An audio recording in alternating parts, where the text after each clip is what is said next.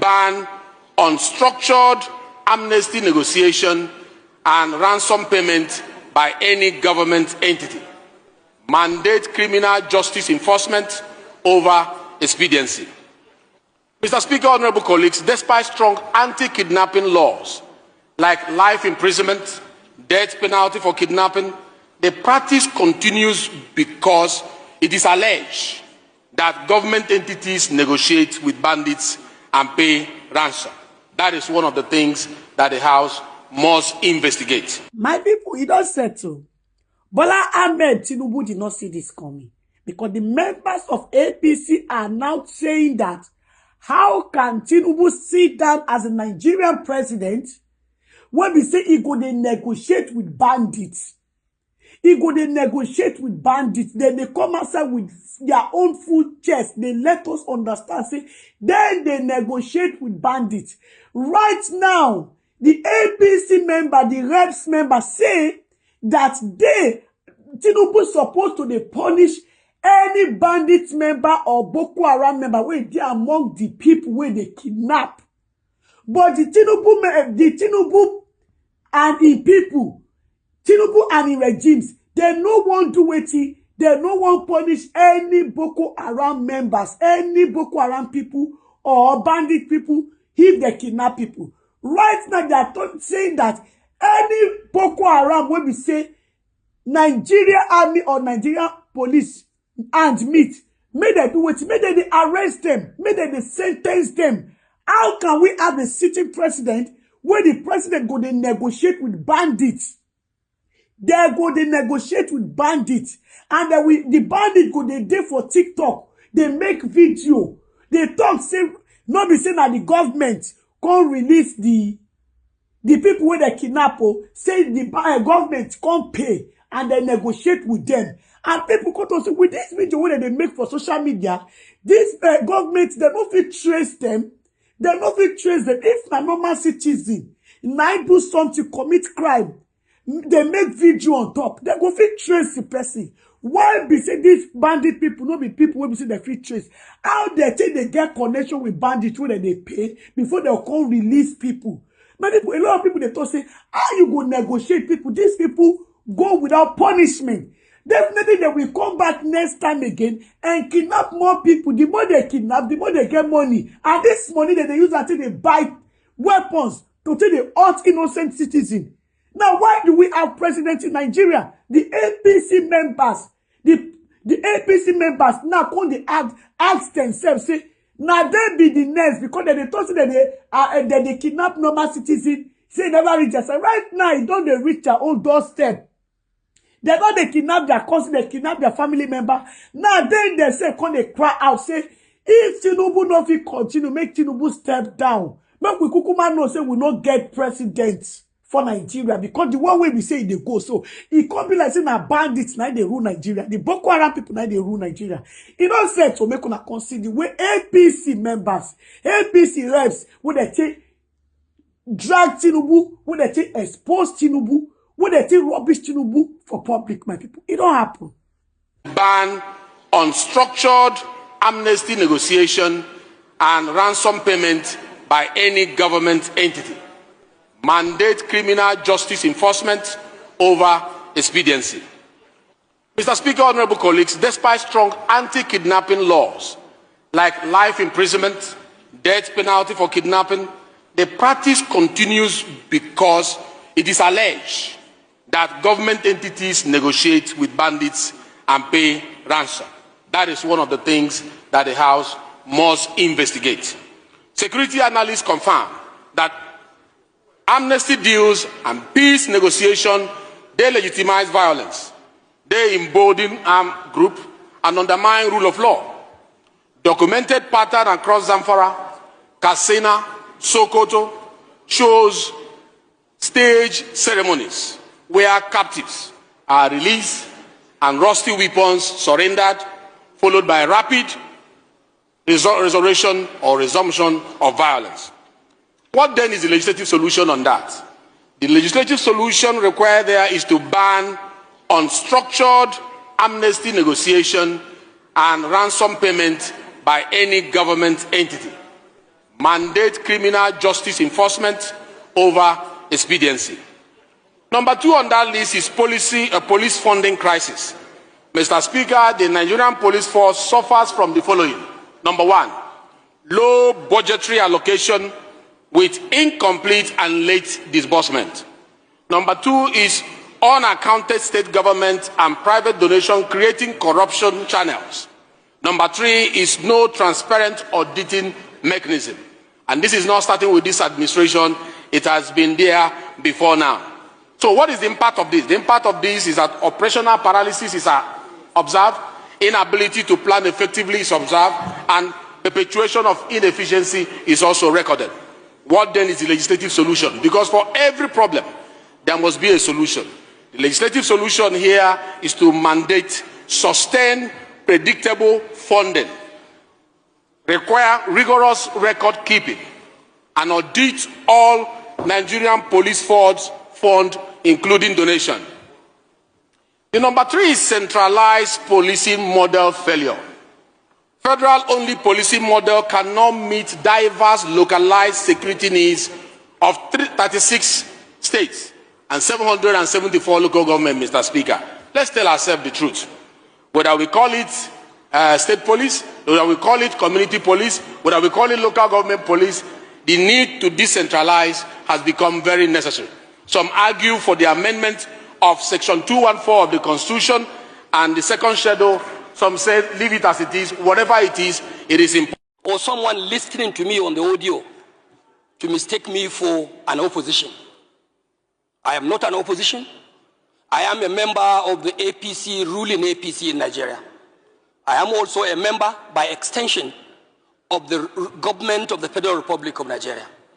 A member of this great parliament also, which has the APC as a dominant factor. Mr. Speaker, honorable members, I have to say so because I will be speaking here today as a member of the APC, not of particular concern, but with a particular concern. An APC member speaking with a particular concern, Mr. Speaker. And the concern today, as I understand, is about the security of lives and property of the Nigerian people. Mr. Speaker, I have heard briefs and submissions by the relevant committee chairman here about the situation of Nigeria's security architecture. Good, Mr. Speaker. I am not out to say no to their submissions. Of course, that is what they have to report to this House. But when you are speaking, Mr. Speaker, from the point of view of Nigerian people, one must be prepared to call a spade a spade. Mr. Speaker, I am therefore prepared to say that no matter what the government does, my government, led by Bola Ahmed Tinubu, the APC government, my party, and despite all the submissions of the efforts of all security agencies that were meant here through their respective chairmen, I want to say that yes, the government is doing its best. The security agencies are doing their best. But I want to say with every sense of responsibility and without any fear of equivocation that their best is not good enough.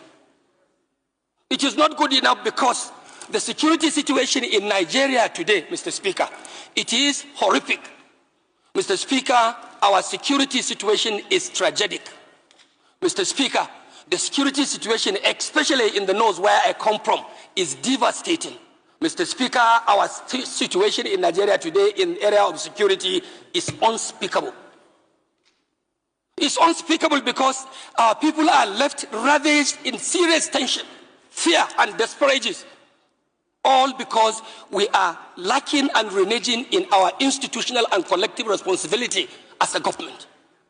Mr. Speaker, the fact remains the same, and like every one of you here would say, that the responsibility of every democratic or elected government, even military governments, Mr. Speaker, fundamental responsibility of government is the security of lives and property of its own people. Mr. Speaker, what we have today is like a failed security. What we have today, in my opinion and in my views, Mr. Speaker, is like for me to quote in the words of the popular Bob Marley in his own song in those days in the 80s, when he was saying, war in the north, war in the west, war in the east, and war down south. Mr. Speaker, today, Nigeria is operating under a complete war against humanity. And this House must not only continue to chant slogans, move motions, take contributions from members. We must have to step up and rise up to the expectation of our own people. And that expectation must be beyond making pronouncement on the floor. Mr. Speaker, we have to step our institutional mandate. We have to step our institutional commitment and determination to protect the lives of the vulnerable people. Mr. Speaker, you rightly said in your remarks that you were in Kebbi State. As God may have it, Mr. Speaker, I went to Kebbi with you. I saw how the governor of Kebbi, who is the chief security officer of the state, speaking to the delegation of this honorable house in nostalgia, Mr. Speaker, with a very heavy heart. At a point, I would not miss to say, I will not be mistaken to say that I saw the governor weeping in the heart.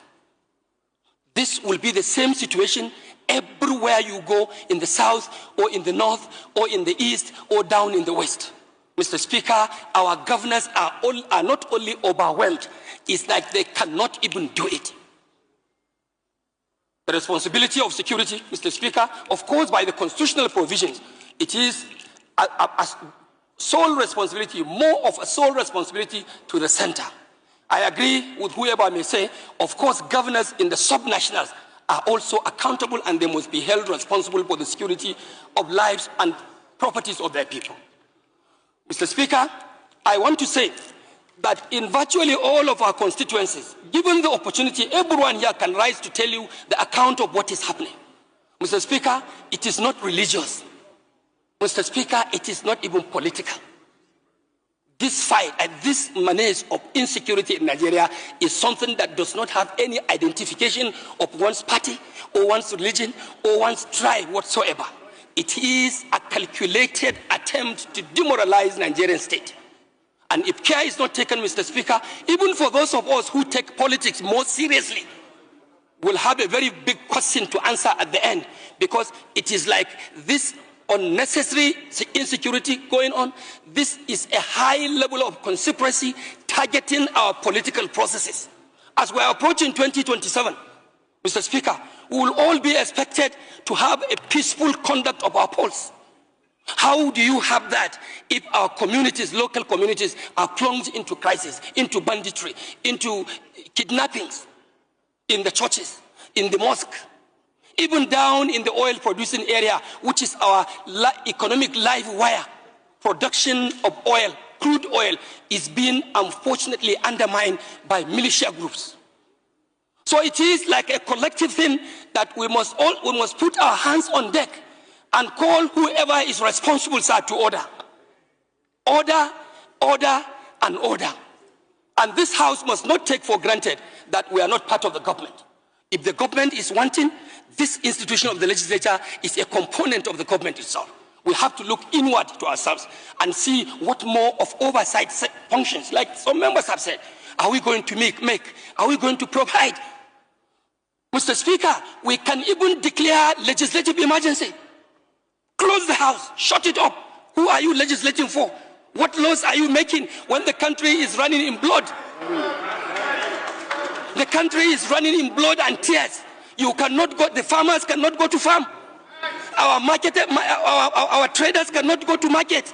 Worshippers cannot go to mosque, cannot go to churches. Then what are you legislating here? Mr. Speaker, if the government is not prepared to actually do the right thing that will protect the lives and property of our people, I urge on you, I urge on this honorable House, as a House of the people of Nigeria, to stand up to pay the supreme cost. And that is no more than to shut this House down and to call emergency on any legislative issue and wait until the right thing is taken by the government of the day. Mr. Speaker, I also want to believe we are equally responsible. We should also go down to our constituencies and lead civil organizations, like the civil vigilante, Let's go and reorganize our vigilante groups. We take commands and take charges of such civil organizations to see how we can salvage and protect our country, Nigeria. What is happening today, Mr. Speaker, is not just to call for mere security or an average performance of security agencies. What we expect of Nigerian government, no more, no less, my Speaker, is to have absolute security. It's for us to have absolute safety. Mr. Speaker, Nigeria must have absolute protection of the lives and property of our own people. This is my take, Mr. Speaker. And I also want to use the opportunity to tell you that my immediate constituency, which is enclave at the southern part of my state, Kano, is also undergoing serious danger, because in the constituency we have what we call the huge Falgore Game Reserve, lying in between Kaduna State, Plateau State, Bauchi State, through Ningi and Bura, Mr. Speaker, and also contacting some part of Jigawa State to the axis of Turkey. This place used to be a tourist attraction. Many people come in, including tourists from abroad. But because of the dilapidating security situation in my state, Mr. Speaker, today, abduction and kidnappings, not only in the forest, in our homes, has become a daily affair, a daily occurrence. Just like what the pharmacist may prescribe to you in the hospital to ask you to take Panadol once in the day, in the morning, one in the afternoon, and another one in the evening. That is how kidnapping is so prevalent in my federal constituency. This place that used to be an attraction for tourists, it has now become like an extension of the Sambisa forest in Borno State. So we have to definitely do something. Mr. Speaker, I may not have enough time to continue my submissions, but I want to thank you so much for giving our members this opportunity to speak. And I also want to urge members to continue in the spirit we have started. I have not seen anybody here speaking as a southern member of the House of Reps. I have not seen anyone here speaking as a northern member of the House of Reps. I am the leader of the Northern Caucus, not the regional caucus. I am also not speaking as a member representing the northern part of this country. The security challenges that we are facing is a colossal one, it's a collective one that has to do with the Nigerian nation. And we must step up to that expectation and deal with this matter once and for all. Mr. Speaker, I want to thank you, and I want to thank honorable members for listening to me. And I also want to further tell you that I have not lost my hope in the renewed hope agenda. I'm still a proud member of the APC. No, we can see it from your cap. We know you are a strong... Don't hit us, Soroko. Just like this video you finish watching now. And I know everything will appear on the internet now. Since there is AI and all these lying machines that full internet, nobody will believe what you said unless you give them video evidence. So I'm sure that this video evidence now coming from the Deputy Speaker of the House of Representatives of the Zoo in Abuja clears your doubt in all ramifications. Anyway, breaking news: Tinubu is on the run as the House of Assembly finally petitioned arrest of Sheikh Gumi. Don't forget, yesterday there was a cleric, Don Connelly, if I'm not mistaken, or Donnelly of a UK, who have also petitioned the ICC, International Criminal Court, to issue an arrest warrant to that entity called, what do they call him, Sheikh Ahmed Gumi, who is trying to persuade Mazen Nnamdi Kanu now into putting pen to God knows nonsense they want him to sign. That was why he came out now openly to cry. And even Nnamdi Kanu could humble himself. And I told you us here, that is a political statement. You people don't understand. He went there to persuade Mazen Nnamdi Kanu, and when he refused, look at it. Okay, why not make that comment when Mazen Nnamdi Kanu was still under the DSS custody? It was now when Mazen Nnamdi Kanu had been transferred to all the way to Kafanchan prison in Sokoto. Then that is when you have the God to come out and open your stinking dirty mouth to say if Nnamdi Kanu should humble himself. You don't go persuade him now. He refused. Anyway, the good news there now is that Asrock, because Asrock don't see this coming. Just know it that Tinubu and Shetima are complicit. In fact, they are the main sponsors of terrorism. That was why you see Sheikh Gumi will come out openly, boldly, and tell you that if you kill anyone and he say the fracas he go menu. He dey talk of the hit in chest. Nigerian government has given him security He have escorts of police and also what do you call it? And also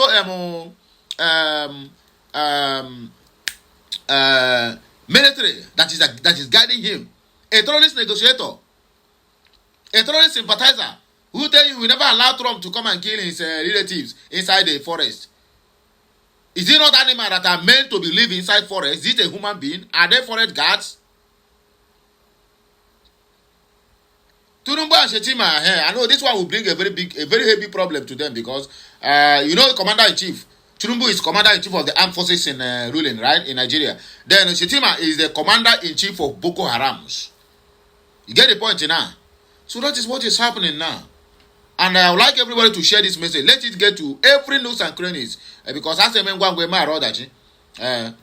everything you need to know about so I don't even me explaining anything again. You have already watched the whole thing. You see how it is. So let me not talk too much so that it will not be like I am repeating what the person who posted the video have said already. Let us go to the comment section. You will see a lot of people who talk nonsense because they always like to talk nonsense. Martin Nnamdi Kanu has been jailed for exposing what they are lamenting about today. Nigeria, Etigo, Pata, of course, always Yoku. Nonso Delibe said peace deals running into billions is another money laundering scheme by APC to loot Nigeria. They make it ambiguous, so you keep blaming the kidnappers instead of federal government. But thank God, the kidnappers are already exposing them unknowingly. When a terrorist makes a statement like, if you want terrorism to stop, talk to your government because they gave us guns and the government never reacts, then the accusation is as good as true. The main government is truly responsible for terrorism in Nigeria. Another confirmation is we call the terrorists and they release the girls. That is another evidence. You call the terrorists bio as per business partners. They release because they are your subordinates. They answer to you because you are the boss who gives them directives. Why would a terrorist obey you without objection? Definitely, you are the boss of the terrorists because when you look at all these terrorists, you find out that they are as dirty as anything. Even in the midst of counting billions of naira, where they say that they count every day on internet, you will see them very dirty looking. They don't know. In fact, they don't even know what to do with money. So the ones who are looking fresher and living lavishly are the ones in Aso Rock and Abuja sponsoring them. They are just errand boys. Sheikh Gumi is also part of the game. Afro City said that they are discussing important security issues, and this is wearing shades and talking on phone. Make on the mark on a rep's faces. So this one needs to be in his house, not representing any constituency. I bet which would be that? Okay. Lenny Anya, Oyi district, winter cap. Hey, God have it. That's how we take go. Anyway, my wonderful people, I beg you, there's no much time to waste, and I would not like to waste much your time as well. I want you to just help me to circulate the video, let it go viral. They don't see this one coming. Anyway, thank God for today. And thank God for people who are waking up. Look at General Asubaja. He don't clean all his toys. Let me call them toys. With all the granite surrounding it. Say if they bomb Fulani well. This one where government they share the honor. Say no be here. So make on just try put body on I go collect water. The 15th way come the other day. They go back in sacks. And I know waiting they happen now. The only one set of people that they feel run them. Ndibo. Now them feel run this kind of show. Where are the Yoruba bastard and baboons? Their forests and their regions and central lands have been taken over. But the only problem they have is Igbos, online and offline. Now thunder go fire all of on a one by one. Anyway, my people, now we go take a break. Have a nice day. I'm a regular control. Bless us. Don't forget today is Thursday.